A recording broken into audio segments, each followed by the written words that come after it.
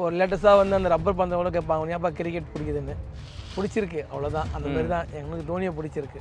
தோனி வந்து எப்படி சொல்லலாம்னா, நம்ம வந்து அந்த பொசிஷனில் இறங்கி அவர் அவுட் ஆகியிருந்தாருன்னா என்டையர் கிரிக்கெட் கெரியரே அவருக்கு முடிஞ்சிட்டு இருக்கும். வேர்ல்டு கப்புமே நம்மளுக்கு அடிச்சிருக்காரு. 2019 வந்து அந்த ரன் அவுட் ஆன விஷயம் வந்து அவர் என்றைக்குமே அதான் சொல்லுவார், ஏன் நான் கீழே விழலை, நான் ஏன் நீ கீழே விழலைன்னு ரொம்ப ஃபீல் பண்ணுவார். அவங்க மேலே ஒன்று சொல்லுவாங்க, இவர் இந்த கெட்டப்லாம் போட்டு போகிறாரு, இதனால் அவருக்கு சிஎஸ்கே நிறுவனத்துலேருந்து மேட்ச் பார்க்க டிக்கெட்லாம் ஃப்ரீயாக கிடைக்கும், எல்லாமே அவங்க வந்து ஸ்பான்சர் பண்ணுறாங்க. இல்லை சார், அதெல்லாம் உண்மையும் இருக்குது, சில பொய்யும் இருக்குது. டைம் இங்கே தமிழ்நாட்டில் பிரச்சனையாச்சு இல்லை, அப்போ கூட உங்களை கூட எல்லாமே அடித்து எல்லாம் ஒரு நிறைய சம்பவங்கள் இருந்தது. இல்லை, எனக்கு அப்போ அடி வாங்கின சூழ்நிலையும் அதுவும் எனக்கு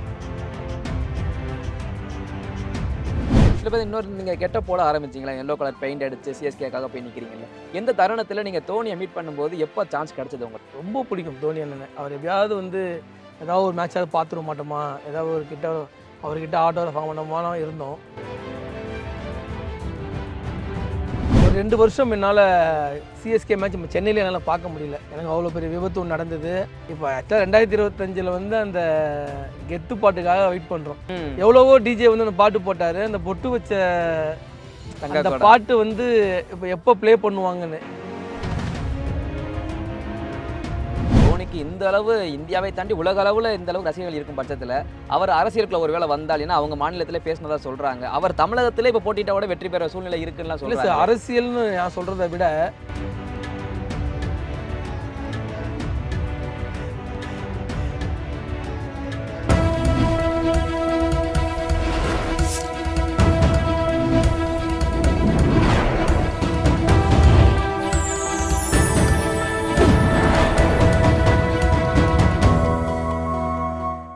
சேனல் 5 தமிழ் நேயர்களுக்கு வணக்கம். கிரிக்கெட் அப்படின்னாலே நமக்கு ஞாபகம் வர்றது இன்றைய இளைஞர்களுக்கு தோனி. ஒரு கடவுள்னு கூட பார்ப்பாங்க, கிரிக்கெட் கடவுளை கூட பார்க்குறாங்க.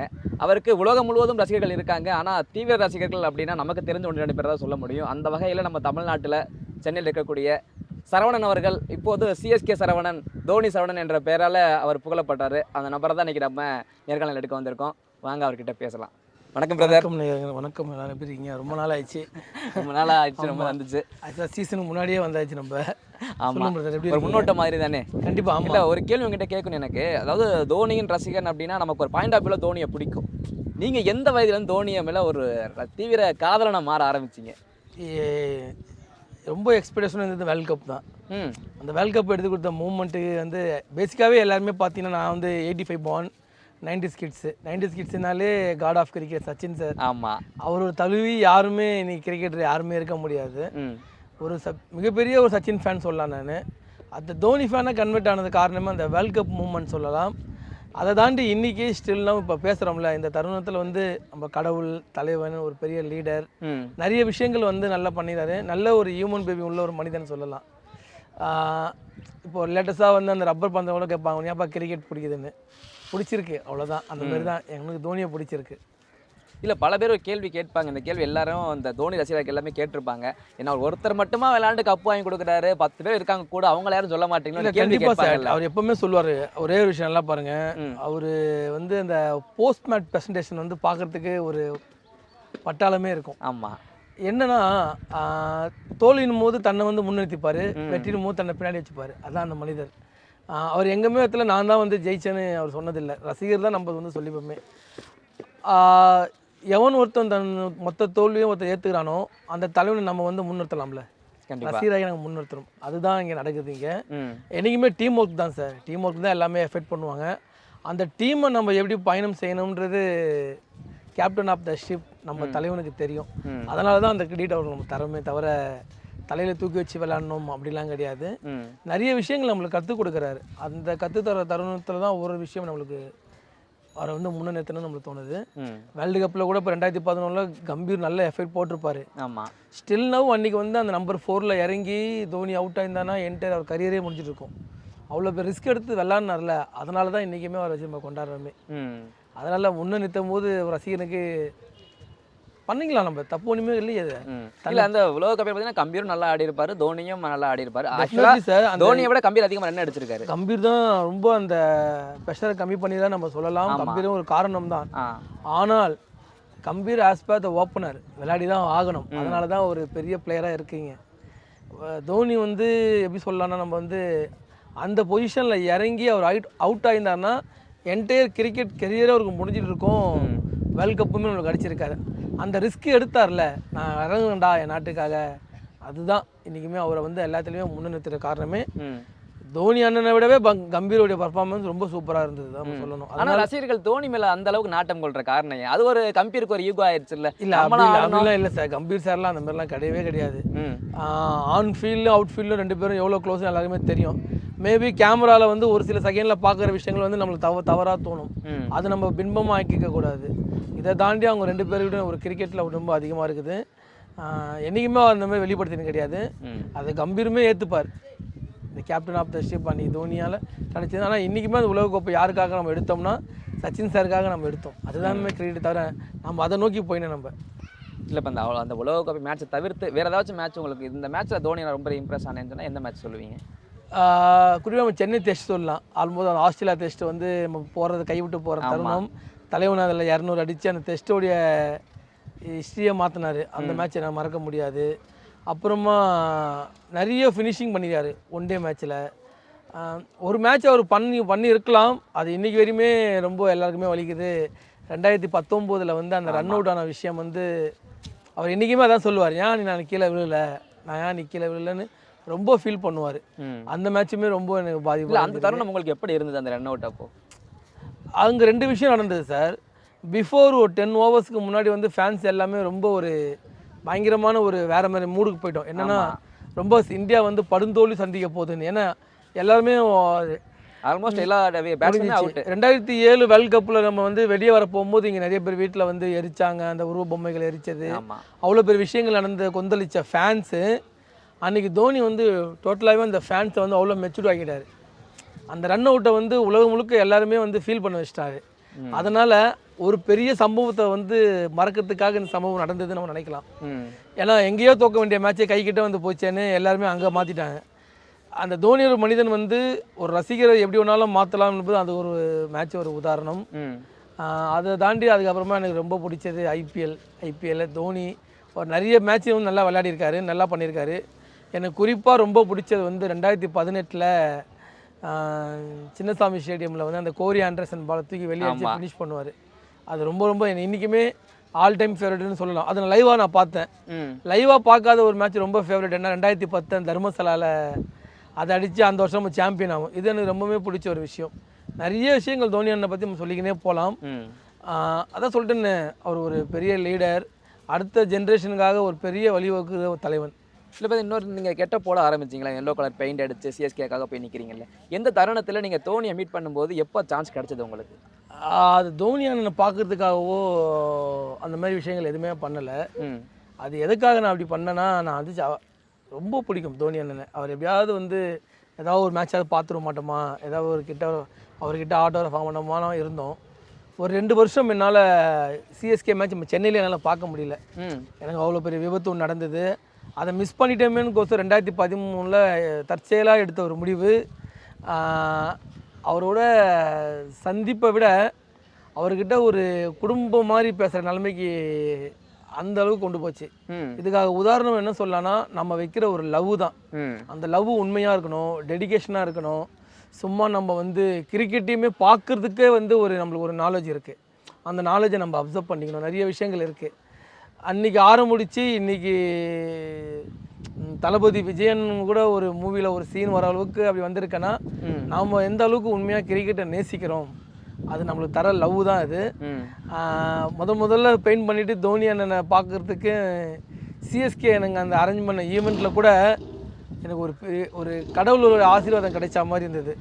அன்றைக்கி அந்த தருணத்தில் அவர் கீழே விழுந்து அவர் காலில் விழுந்து ஆசீர்வாதம், அவர் என்னை பிளெஸிங் பண்ணது தான் நீ இவ்வளோ பெரிய வளர்ச்சின்னு நான் சொல்லலாம். என்றைக்குமே அவர் வந்து எப்போவுமே ஏதாவது விஷயம் ஞாபகத்தில் வந்து நிற்பார். வேலையாகட்டும், என்னோடய குடும்பத்தை ரன் பண்ணுறதாகட்டும், மேட்ச் பார்க்க போகும்போதும், இல்லை லைஃப்பில் ஃபினான்சியலாக அடி வாங்க போகும்போதும் தோனி அண்ணன் எல்லா இடத்துலையுமே வருவார் எனக்கு. அதுதான் இன்றைக்கி வரையுமே ஒரு பெரிய வழின்னு சொல்லலாம். இல்லை இப்போ இது மாதிரி சரவணன்னு கூப்பிட்டவங்களே இப்போ வந்து தோனி சரவணன் சொல்லும்போது அந்த மகிழ்ச்சி எப்படி இருக்குது? மகிழ்ச்சினோட நிறைய கடமைகள் இருக்குது சார். ஏன்னா நம்ம வந்து சாதாரணமாக ரோட்டில் நடந்து போயிடலாம். ஒரு தெரிஞ்ச முகமும் பலருக்கும் பிரதிபலித்த ஒரு முகமாக இருக்கும் போது நம்ம கேர்ஃபுல்லாக நடக்கணும். நிறைய விஷயங்கள் இருக்காது. நம்ம தடுக்கி கீழும் விழக்கூடாது, ரொம்ப கம்பீரமாக நடக்கக்கூடாது, ரொம்ப பார்த்து நடக்கணும். நிறைய நல்ல விஷயங்கள் நம்ம அது மூலிமா நிறைய விஷயங்கள் செய்யணும். இந்த கிரெடிட் எல்லாமே வந்து சிஎஸ்கேக்கும் தோனி அண்ணனுக்கும் தான். ஒரு சாதாரணமான ஒரு கள்ளிமண்ணை பெரிய உருவமாக ஆக்கி ஒரு உயிர் கொடுத்து என்னை வெளியே நடமாட விட்டுருக்காங்க. அதுக்கு காரணம் Chennai super Kings and Dhoni. நல்லா இருக்குது சார் இந்த வாழ்க்கை. ஒரு என்னோடய லைஃப் ஸ்டைலே வேறு, இப்போ வாழ்கிற லைஃபே வேறு. இன்னும் நிறைய பண்ணணும் சார். இன்னும் நிறைய ஆசைகள் வச்சுருக்கேன், அதெல்லாம் நிறைவேற்றணும். இல்லை, ஒரு காணொலியில் பார்க்க முடிஞ்சது, ஒரு டைம் இங்கே தமிழ்நாட்டில் பிரச்சனை ஆச்சு இல்லை, அப்போ கூட உங்களை கூட எல்லாமே அடித்து எல்லாம் ஒரு நிறைய சம்பவங்கள் இருந்தது. அப்படி இருக்கும்போது உங்களுக்கு அந்த எப்படி இருந்தது? இல்லை, எனக்கு அப்போ அடி வாங்கின சூழ்நிலையும் அதுவும் எனக்கு மனசில் எதுவுமே இல்லை.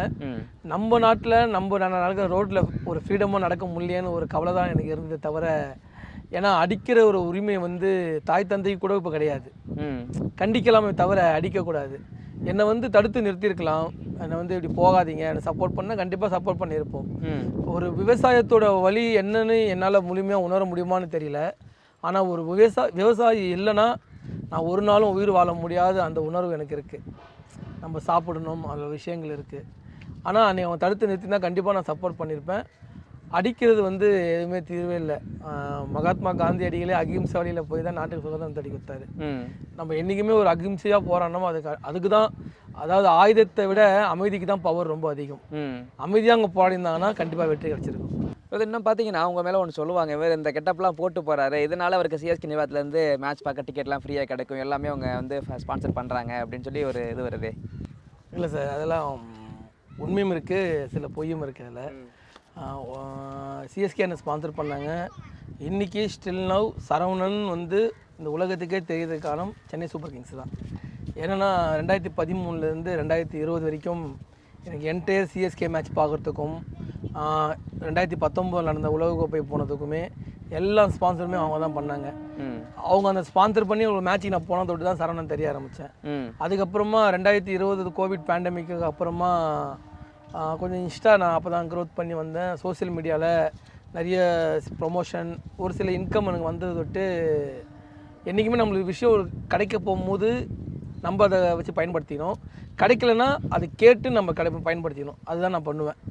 எனக்கு ஒரு இன்கம் வந்தோடனே, கிரிக்கெட் மூலிமா ஒரு ஃபண்டு வந்தோடனே, லாஸ்ட்டு ஒரு 3 வருஷமாகவே என்னுடைய ஃபண்டுலேயே நான் எல்லா மேட்சுமே பார்க்க ஆரம்பிச்சிட்டேன்.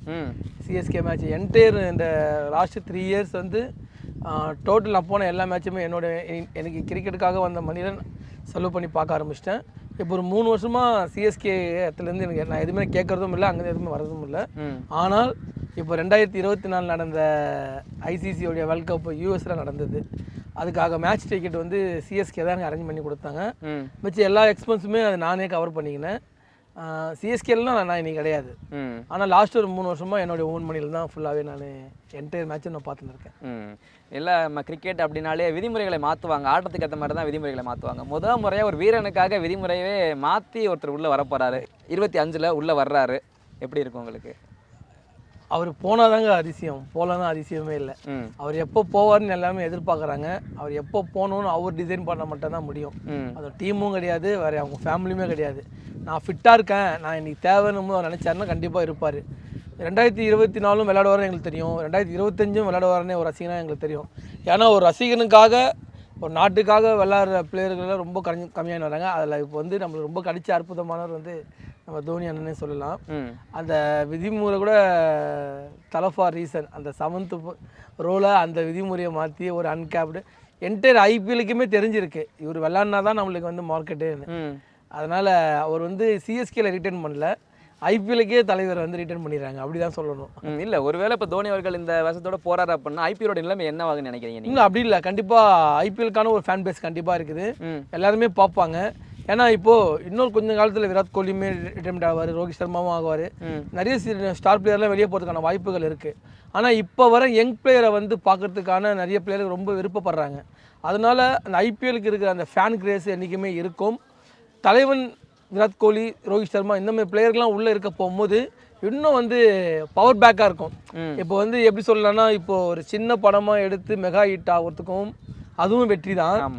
ஒரு பெரிய ஸ்டார் ஹீரோலாம் உள்ளே போட்டு வெற்றி கிடைக்கிறதும் அதுவும் பெரிய வெற்றி தான். அவ்வளோதான் தவிர வெற்றிக்கு வந்து அங்கே எந்த ஒரு பிரிக்கவும் முடியாது. ஐபிஎல்லோட கிரேஸ் என்றைக்குமே இருக்கும். தலைவன் இருக்க இன்னும் மாசாக இருக்கும். அதுதான். இல்லை, தமிழ் படங்களில் நிறைய மாசான சாங்லாம் வருது பிஜிஎம்மோட. எல்லாமே அவருக்கு போட்டால் சூட் ஆகுது. குறிப்பாக ரஜினிகாந்தனுடைய பாடல்கள் இல்லை, ரஜினி சாருடைய படம் வந்து எந்த பாட்டு ஏற்றாலுமே தலைவனுக்கு ஷூட் ஆகிடுது. இப்போ ஆக்சுவலாக 2025 வந்து அந்த கெத்து பாட்டுக்காக வெயிட் பண்ணுறோம். ஏன்னா நம்ம மிஸ் பண்ணிட்டோமோ தோணுது இவ்வளோ நாளாக. எவ்வளவோ டிஜே வந்து அந்த பாட்டு போட்டார். அந்த பொட்டு வச்ச அந்த பாட்டு வந்து இப்போ எப்போ ப்ளே பண்ணுவாங்கன்னு. ஏன்னா அது கேப்டனுக்கு தர ஒரு ட்ரிபியூட் நம்ம சொல்லலாம். 2 விஷயமே இருக்குது. அவரும் ஒரு கேப்டன், இவரும் ஒரு கேப்டன். ஆமாம், அந்த ரெஸ்பெக்ட்டு.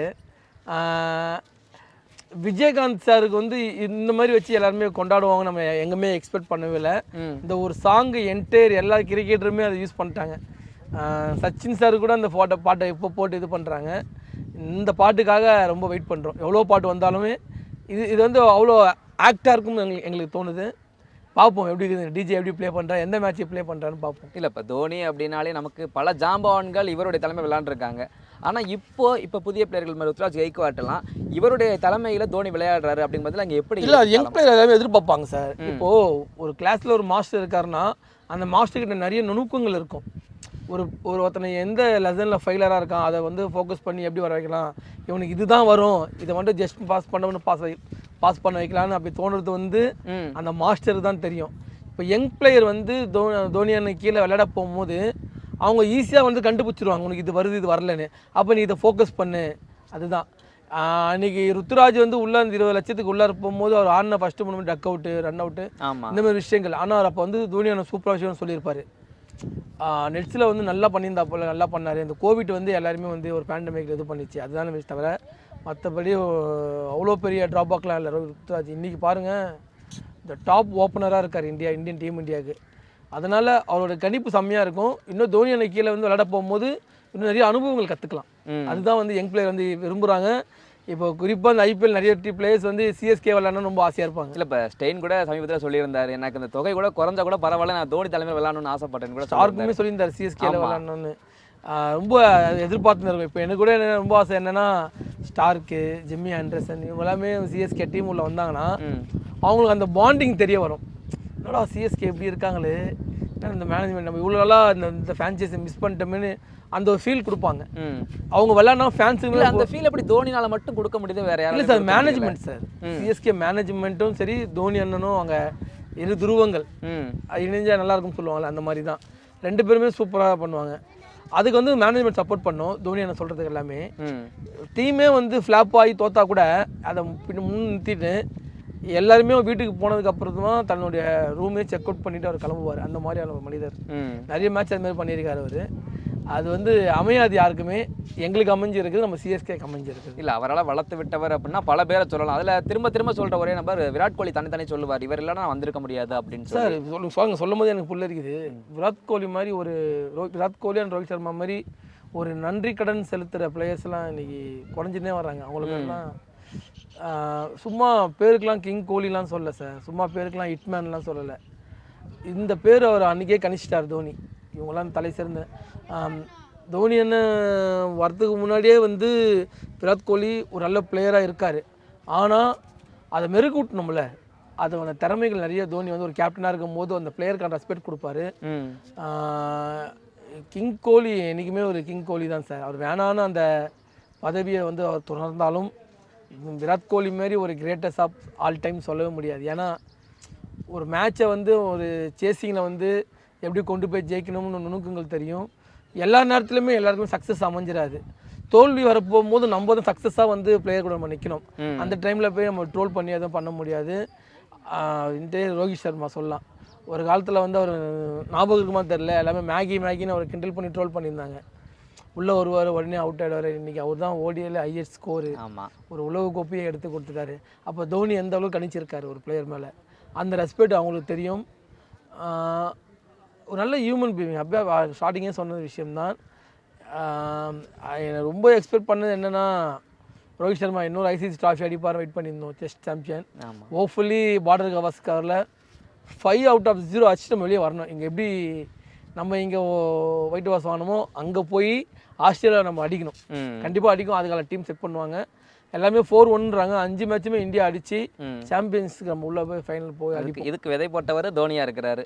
இன்னைக்கு விதைன்னு சொல்ல முடியாது, அந்த கண்டுபிடிச்சிருக்காருல்ல, அவங்க திறமையை வெளியே கொண்டு வராங்கல்ல, அந்த நம்பிக்கையை துரோகம் பண்ணல. திறமை எல்லாருக்குமே இருக்கான அந்த வாய்ப்பு கொடுக்கணும். வாய்ப்பு அதுதான், அதை வந்து தோனி நிறைய கொடுத்து கொண்டு வந்துட்டாரு. இனி அது அவங்க கையில தான் இருக்கு. இல்லை இப்போ தோனி அவர்களை பற்றி இவ்வளோ சொன்னாலுமே இப்போ நடந்து முடிஞ்ச ஐபிஎல் மேட்ச்சில் பார்த்தீங்கன்னா அந்த பெங்களூர் அணி சிஎஸ்கே வெற்றி பெற்றோன்னா ரொம்ப மகிழ்ச்சியாக அவங்க செலிப்ரேஷன் பண்ணிகிட்டே இருப்பாங்க. தோனி நின்று பார்த்துட்டு இந்த மாதிரி ஒரு பிளேயர் யாரும் பண்ணக்கூடாதுன்னு ஒரு கஷ்டமான ஒரு விஷயம் சார். அதை வந்து விராட் கோலி பிரதர் பண்ணிடக்கூடாது. ஏன்னா ஓகே வின் பண்ணிட்டீங்க, செலிப்ரேட் பண்ணீங்க, எல்லாமே ஓகே. நீங்கள் ஜெயிச்சு கோப்பையை தூக்கும் போது அந்த செலிப்ரேட் தான் இருந்திருக்கும். ஒரு மேட்ச் தான் வின் பண்ணியிருக்கீங்க, நிறைய விஷயங்கள் இருக்குது. நீங்கள் அந்த ஃபேன்ஸும் அந்த மாதிரி நடந்துடக்கூடாது. ரொம்ப இன்னைக்கு வரையுமே அது என்ன தெரியல சார், ஒரு தவறு ஒன்று நடந்துருது. அந்த தவறை வந்து நாங்கள் ஓகே நடந்ததுக்கு மன்னிச்சிடுங்கன்னு யாருமே சொல்ல மாட்டேன்றாங்க. அவங்க டீம் சைட்லேருந்தோ இல்லை அவங்க ஃபேன் சைட்லேருந்தோ இன்றைக்கி வரையுமே யாருக்குமே அது வந்து ஒரு என்ன தாக்குந்தோ சிஎஸ்கே ஃபேன்ஸை தாக்குந்தோ கூட எனக்கு பெருசாக தோணலை சார். மேட்ச் முடிச்சுட்டு நான் வெளியே வர போகும்போது சிஎஸ்கே டீம் பஸ்ஸை வழிமறித்து ஃபேன்ஸ் பண்ண விஷயங்கள் எனக்கு ரொம்ப கஷ்டமாக போயிடுச்சு. 2 பஸ்ஸையும் வழிமறிச்சிட்டாங்க, சப்போஸ் ஸ்டாப் பஸ்ஸையும் வழிமறிச்சிட்டாங்க, ஃபேன்ஸ் பஸ்ஸையும் வழிமறித்து அப்படி பண்ணது ரொம்ப ஒரு தவறு, புரிதல் இல்லாமல் பண்ணுறாங்களா அது தெரியல. அது எனக்கு ரொம்ப ரொம்ப கஷ்டமாக இருந்தது. ஆனால் இந்த வாட்டி நடக்கிற 2025 பெங்களூரில் நாங்கள் ஜெயிப்போமோ தோப்போமோ இல்லையோ நாங்கள் ராஜா மாதிரி மேட்ச் பார்க்க போவோம். அது வந்து உறுதியாக சொல்லுவோம். இல்லை இது ஒரு மாநிலங்களுக்கான மேட்ச் அப்படின்னு பார்க்குற பட்சத்தில் அங்கே இருக்கிற நபர் யார்? தோனின்ற நபர் நிறைய இடங்களில் நிறைய பேர் மறந்துட்டாங்களோ என்ன. ஏன்னா இந்தியாவுக்காக அவர் நேஷனுக்காக ஆடும்போது தன்னை குழந்தை பிறந்திருக்கு அதை கூட பார்க்காம ஒரு மேட்ச் இந்தியாவுக்காக நான் ஆடணும்னு ஒரு சில ஃபேன்ஸ் புரிஞ்சுக்கணும் சார். அது புரிஞ்சுக்கலாம் அவங்க ஃபேன்ஸே கிடையாது, ரியல் ஃபேன்ஸ் எல்லாம் புரிஞ்சுப்பாங்க. ஆனால் அன்னைக்கு நடந்த தருணத்தில் வந்து நம்ம எல்லாருக்குமே அது கெட்ட பேர் தான். நானும் ஒரு ரசிகன் தான், ஒரு ஃபேன் தப்பு பண்ணாலுமே அது எனக்குமே சேரும். அது நான் என்றைக்குமே வந்து வெற்றியோ தோல்வியோ நம்ம நல்லா ஜெயிச்சுட்டு செலிப்ரேட் பண்ணலாம். வெற்றி பெறுவதுக்கு முன்னாடி செலிப்ரேட் பண்ணுறது ரொம்ப ஒரு தவறான விஷயம். நீங்கள் கொடுத்த அடியை திருப்பி நாங்கள் கொடுப்போம், அது வேறு மாதிரி இருக்கும். சரி, இப்போ இன்னொரு விஷயம் என்னென்னா இப்போ 2025 தலை தோனி அவர்கள் விளையாடும் பொழுது நம்ம எப்போதும் அவர் ரொம்ப பேக்கில் தான் ஆடுறாரு, 6th 7th அப்படி தான் இறங்குறாரு. எப்போச்சும் முன்னாடி இறங்கிட மாட்டாரா? இறங்கி நம்ம ஒரு 80 100 நம்ம பார்த்து வர மாட்டோமா அடிச்சு? அது அவருக்கு தெரியும் சார், அவர் ஃபிட்னஸ் லெவல் என்ன, எங்கே அடிக்கணும், என்ன பண்ணணும். ஏன்னா நம்ம டீம் வந்து இப்போ ஆல்மோஸ்ட் இப்போ எடுத்து 5 பேருமே வந்து இந்த பிளேயிங் 11, அதில் எந்த மாற்றமும் இல்லை. இன்னொரு 6 பிளேயர் எடுக்கணும். இந்த 6 பிளேயருக்கு போகும்போது சிஎஸ்கே எப்படி போவாங்கன்னா இன்னொரு 3 ஃபாரின் நம்மளுக்கு தேவை. அந்த 3 ஃபாரினும் சூப்பர் சூஸ் பண்ணுவாங்க. ஒரு ஆல்ரவுண்டர், ஒரு பேட்ஸ்மேனு, ஒரு பவுலர். இந்த 3 பேருமே உள்ளே கொண்டு வந்துட்டாங்கன்னா டீம் நல்லா பேலன்ஸ்ஃபுல்லாக ஆகிடும். அவருடைய பொசிஷன் எங்கன்னா அந்த மிடில் ஆர்டர் தான். டீம் வந்து ஒரு 12 பாலில் 40, 35 பாலில் 50 இங்கேயுமே அடிக்க போகும்போது அவர் தைரியமாக இறங்குவார். ஏன்னா இப்போ இறங்க போகும்போது அவர் நிறைய மேட்சஸ் அடிச்சிருக்காரு. ஆப்னன் போல போலருக்கும் ஒரு கான்ஃபிடன்ஸ் கொஞ்சம் கம்மியாகிடும். அதனால் அவர் அப்படி தானே யூஸ் பண்ணுவார் தவிர நான் ஓப்பனிங் போய் நான் அடிச்சு என்ன முடியும் அப்படிலாம் கிடையாது. டீமுக்காக வழிநடத்துகிற ஒரு தலைவன். அதனால் எப்போவுமே எங்கே தேவையோ அங்கே யூஸ் பண்ணிப்பார் அவர். இல்லை இப்போ சமீபத்தில் கூட சுரேஷ் ரெய்னா ஒரு ட்வீட் போட்டிருந்தார். அதாவது MS தோனியோட ஒரு நபர் இருந்தார், அவர் மிக விரைவாக எல்லோ டிஷர்ட்டில் வருவார் அப்படின்னு. ரிசர்வ் பண்ட் தான் அன்றைக்கி கூட இருந்ததா ஒரு செய்தி வந்தது. ரிசர்வ் பண்ட் உள்ளே வருவாரோ? இல்லை அதான் இப்போ ஆக்ஷன் எல்லாம் ரொம்ப எக்ஸிக்யூஸாக போயினுக்குது. 24-25 தெரியும். ரிஷப் பண்ட் வந்தால் இன்னும் ஒரு 5 இயர்ஸுக்கு வந்து சிஎஸ்கேல நல்ல ஒரு விக்கெட் கீப்பர் நம்மளுக்கு. தலைவன் வெளியே போனாலுமே நல்லாயிருக்கும். இன்னொன்று பேண்ட்லாம் வந்தால் இன்னும் நம்மளுக்கு இன்னும் எக்ஸ்ட்ரா போனஸ். இந்தியா டீம் எப்படி கட்டமைச்சிட்டு போனாரோ அதே மாதிரி சிஎஸ்கே கட்டமைச்சிட்டு போவார். ஐபிஎல் வந்து ஒரு திறமைக்கான ஒரு ஆக்ஷன் தான். எந்த பிளேயர் எங்கே போவோன்னு தெரியாது. அதெல்லாம் நம்ம வெயிட் பண்ணி பார்க்கணும். ரிஷப் பண்ட் வந்தாலும் சந்தோஷம் தான். எனக்கு சமியும் அண்டு வெங்கடேஷ் ஐயரும் ஃபோக்கஸ் பண்ணால் நல்லாயிருக்கும்னு எனக்கு தோணுது. ஏன்னா 2 பேருமே ஒரு நல்ல ஒரு இந்தியன் பவுலர். ஒருத்தர் வந்து இந்தியன் ஆல்ரவுண்டர், போலிங்கே போடுவா போல். அந்த ஓப்பனிங் ஸ்கில் இருக்குது. அந்த லெஃப்ட் ஹேண்டர் காம்பினேஷன் நல்லா இருக்குது. இதை தாண்டி இன்னொரு ஃபாரின் ஓப்பனர் நம்மளுக்கு தேவை. அதனால் பேலன்ஸ்டாக கொண்டு போவாங்க. பார்ப்போம், எல்லாம் ஆக்ஷன் கையில் தான் இருக்குது. ரிஷப் பண்ட் வந்தார்னா டபுள் போனஸ் தான். இல்லை இப்போது தோனி அப்படின்னாலே அவர் வடக்குலேருந்து வர்றாரு அப்படின்னாலும் இங்கே தமிழகத்தில் மட்டும் அவருக்குன்னு பெரிய ஃபேன் பேஸே இருக்குது. எப்படி உருவாச்சு அது? சார் நம்ம தமிழ்நாடு மக்கள் வந்து ரொம்ப ஒரு புரிதலான மக்கள், சூப்பராக எல்லாமே ஏற்றுப்பாங்க. நல்லா பாருங்கள், நம்ம தமிழ்நாட்டில் வந்து 3 பேருமே தமிழ்நாட்டை சார்ந்தவங்க கிடையாது. ஆனால் தமிழ் மக்கள் அவங்க மேலே ரொம்ப அன்பு வச்சுருக்காங்க. ஒரு பெரிய கிரேஸ். அது முதல்ல நம்ம சொல்லணும்னா புரட்சி தலைவர் எம்ஜிஆர் சார். அவர் வந்து ஒரு கேரளா மாநிலத்தை சேர்ந்தவர். ஆனால் தமிழ்நாட்டில் ஒரு கடவுளாக கும்பிட்றாங்க. 2வது சூப்பர் ஸ்டார், அடுத்தது தலைவன் தோனி. இவங்க வெவ்வேறு மாநிலமாக இருந்தாலும் அந்த அன்பு தமிழ்நாட்டுக்கு வரும்போது ஒரே மாதிரி இருக்குது. அதனால தான் தமிழ் மக்கள், அதுவும் சென்னை ஃபேன்ஸ் ரொம்ப மெச்சூர்டான ஃபேன்ஸ்.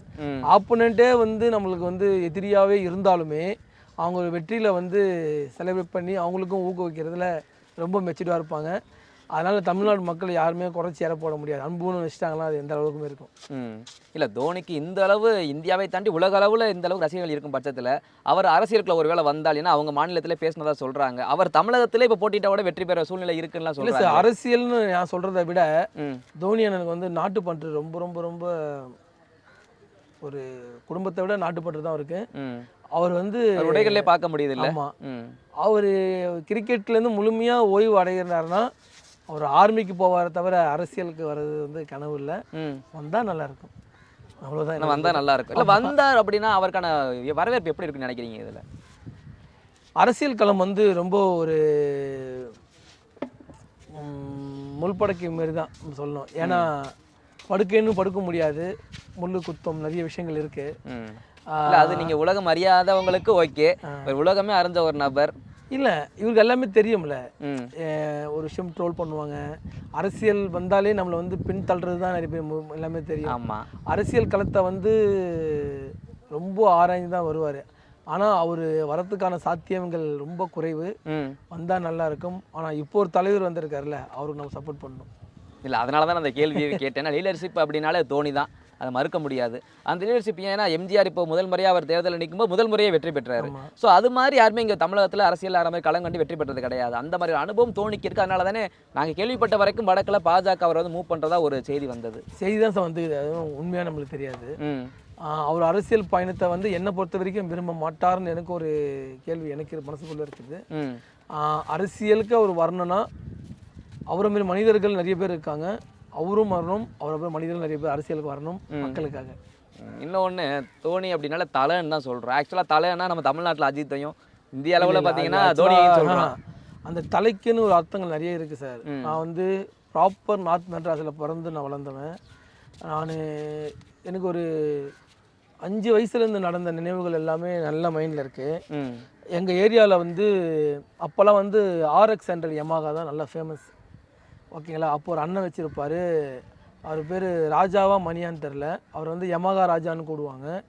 அதுக்கப்புறமா ஒரு ஹீரோ ஹோண்டா வாங்கினார், ஹீரோ ஹோண்டா ராஜான்னு கூடுவாங்க. அதுக்கப்புறமா ராயல் என்ஃபீல்டு வாங்கினார், என்ஃபீல்டு ராஜான்னு அது விஷயங்களை கூடுவாங்க. அவரை போகும்போதே அங்கே பாரு தலை வந்துட்டார் பாருன்னு.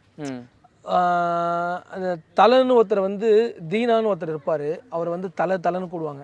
நம்ம அந்த வார்த்தை வந்து நம்ம நார்த் மெட்ராஸ்லேருந்து தான் ஃபுல்லாகவே வெளியே போச்சு. யாரை பார்த்தாலும் தலை எப்படி தலை இருக்க அப்படின்னு போகும்போது. ஆனால் அது வந்து அஜித்தன் வந்து சொல்ல போகும்போது ரொம்ப சூட்டபுளாக இருந்தது. அந்த வார்த்தை வந்து இன்னொருத்தருக்கு போகும்போது தோனி அண்ணனுக்கு போச்சு. அது இன்னும் அவரு அதை விடவும் அதிகமாக போன தொட்டு அது ரொம்ப ஃபெமிலியர் ஆச்சு. அஜித் அண்ணன் பேரை கம்மி பண்ணுறதுக்காகவும் இல்லை தோனி அண்ணன் உயர்வாக காட்டுறதுக்காகவும் அந்த தலையை மெயின் பண்ணல. யாரை கூப்பிட்டாலுமே நம்ம நார்த் மெட்ராஸில், குறிப்பாக நம்ம சென்னையில் தலைன்னு தான் கூடுவாங்க. எங்கே எது பண்ணாலுமே ஒரு சின்ன விஷயங்கள் எது, நம்ம ரோட்டில் ஒருத்தர் ரோடு பெருக்கி ரோடை ப்ராப்பராக பண்ணால் கூட என்ன தலை இங்கே பண்ணுற, அது நம்மளோட ஸ்லாங். அது நிறைய பேருக்கு அது தெரியாது. எந்த ஒரு அடைமொழியுமே யாருக்குமே சொந்தம் இல்லை. ஆனால் 2 பேருமே லெஜெண்டு தான். தலை அஜித் அண்ணனும் ஒரு லெஜெண்டு தான், தலை தோனியுமே ஒரு லெஜெண்ட் தான். அந்த தலைன்னு ஒரு வார்த்தை வந்து தன்னை முன்னிறுத்திக்கிறதுக்காக ஒரு தலைவனுக்கு சொல்கிறதான வார்த்தை தான் தவிர அது யாருக்குமே சொந்தம் இல்லை. அது யாருக்குமே இது பொருத்தமாக இருக்கும், யாரை கூப்பிட்டாலுமே. அது தோனி அண்ணனுக்கு இப்போ ரொம்ப ஃபேமஸாக ஒரு 3 வருஷமாக அது அவருமே அதை ஏற்றுக்கிறாரு. இது இப்போது தோனியை பல இளைஞர்கள் பின்பற்றிட்டு தான் வர்றாங்க. அவங்களுக்கு நீங்கள் சொல்லக்கூடிய கருத்து என்ன சார்? தோனி அண்ணனுக்கு வந்து நான் ஒரு பெரிய ஃபேன், வெறித்தனமான ஃபேன்ஸ் எல்லாம் சொல்லவே முடியாது சார். ஏன்னா என்னை தாண்டி நிறைய ரசிகர்கள் முன்னாடி இருக்காங்க. நான்லாம் ஒன்றுமே சும்மா ஜஸ்ட் ஸ்பெண்ட் பண்ணின்னு ஷேர் பண்ணுறோம். ஒரு சில ஃபேன்ஸ் நிறைய விஷயங்கள் பண்ணுறீங்க, கண்டிப்பாக பண்ணுங்கள், அதுக்காக ஒரு நாள் பலன் உங்களுக்கு கிடைக்கும். ஆனால் நீங்கள் வந்து தோனி அண்ணனை வந்து பார்க்கணும், அது பண்ணணுன்னு எந்த ஒரு பாதுகாப்பும் இல்லாமல் ஒரு தடயத்தை தாண்டி பண்ணாதீங்க. அது ரொம்ப தவறு. ஸ்டேடியமில் எதிர்க்கு வச்சு ஓடுறது, அவர் ப்ரோட்டோகாலை மிஸ் பண்ணி பார்க்குறது, அது வேண்டாம். ஏன்னா அவங்க இந்தியாவோட ப்ரைடு, நம்ம தான் பாதுகாப்பாக தரணும். நாம் வந்து நம்மளோட தலைவனுக்கு நாம் தான் பாதுகாப்பாக இருக்கணும். மற்ற தலைமையை பெருமைப்படுத்துறதுக்காக தன் தலைமையை என்றைக்குமே பெருமைப்படுத்தாதீங்க. அது ரொம்ப தவறுதலான ஒரு விஷயம் அது. ஏன்னா இப்போது நிறைய விஷயங்கள் சோசியல் மீடியாவில் பழகின்னு இருக்குது. சோசியல் மீடியாவில் அடிச்சிக்காதீங்க, சோசியல் சர்வீஸ் பண்ணி அடிச்சிங்க. நான் வந்து பார்த்தீங்கன்னா இப்போது சினிமா வந்து எனக்கு ரொம்ப பிடிக்கும். சினிமாவில் ரொம்ப பிடிச்ச தொட்டு தான் என்னமோ தெரியல, நான் தளபதி அண்ணனோட ஒரு படம் பண்ணேன். எனக்கு தளபதி விஜய் அண்ணன் எந்த அளவுக்கு எனக்கு பிடிக்கும்னா ஒரு ரசிகனா ஒரு 100% ஒரு பெரிய அன்பு இருக்குதுன்னா எனக்கு அதை விட அஜித் அண்ணன் மேலே அன்புகள் ரொம்ப அதிகமாக இருக்கும். ஏன்னா நான் மற்ற தலைமையை மதித்தாதான் என் தலைமைக்கு தரான மரியாதை. என் தலைமையை பெருமைப்படுத்துறதுக்காக மற்றவங்க தாழ்வான இனிமேல் பேசக்கூடாது. எல்லாருமே புரிஞ்சுக்கணும் இதை. எங்குமே இதுக்கு not only the cricket, not only the cinema, அரசியல் களமும் சரி, எங்கேயுமே உன் தலைவன் பெரியவன் தான். ஆனால் உன் தலைமையை பெருமைப்படுத்துறதுக்காக யாரும் இழிவுபடுத்தாதீங்க, யாருமே பேசாதீங்க. தோனி அண்ணனுக்குன்னு வாழ்க்கை இருக்குது, கோலி அண்ணனுக்குன்னு வாழ்க்கை இருக்குது.